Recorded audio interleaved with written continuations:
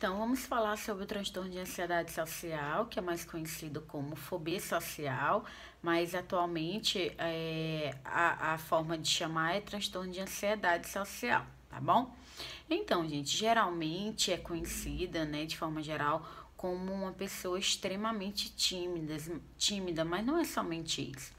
Algum dos critérios diagnósticos do transtorno de ansiedade social é um medo muito intenso, um medo acentuado da pessoa se expor em situações como, por exemplo, falar em público, comer em público, escrever.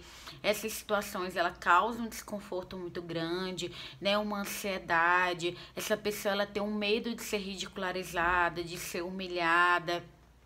E essa pessoa que tem transtorno de ansiedade social, ela reconhece que esse sentimento é um sentimento exagerado, é um sentimento que atrapalha a vida dela. Então não é somente uma timidez, é algo que vai atrapalhar o desempenho. Geralmente é uma pessoa que ela pode evitar comer em público, evita às vezes de ir ao restaurante, evita apresentar um trabalho, né, pelo medo de não dar conta, pelo medo de repente não conseguir. Então é um transtorno que ele afeta a vida da pessoa, tanto no lado profissional, às vezes como lado de relacionamento. É alguém que tem uma vergonha de se expor, né, de paquerar. Então esses sintomas não é apenas uma timidez comum, é algo muito mais do que isso, como eu falei para vocês. Geralmente são pessoas que podem ter uma autoestima baixa, não necessariamente, mas é alguém que às vezes tem um sentimento de autodepreciação, que tem uma autocrítica muito forte,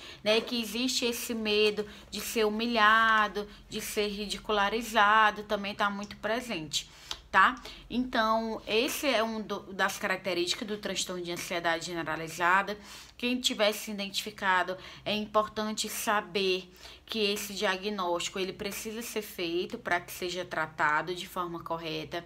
A forma correta para tratar é com consulta com o psiquiatra e com o psicólogo. Geralmente a psicoterapia tem um efeito muito positivo. A terapia cognitiva, ela trabalha justamente habilidades sociais, de como esse paciente ele pode se comportar, como ele pode agir nessas situações que ele evita de uma forma mais tranquila, que diminui essa ansiedade, e que a medicação, às vezes, ela acaba ajudando também, mas é preciso passar por uma avaliação do psicólogo e do psiquiatra para saber qual o tratamento adequado, a medicação adequada. Mas a abordagem da terapia cognitivo-comportamental tem bons resultados.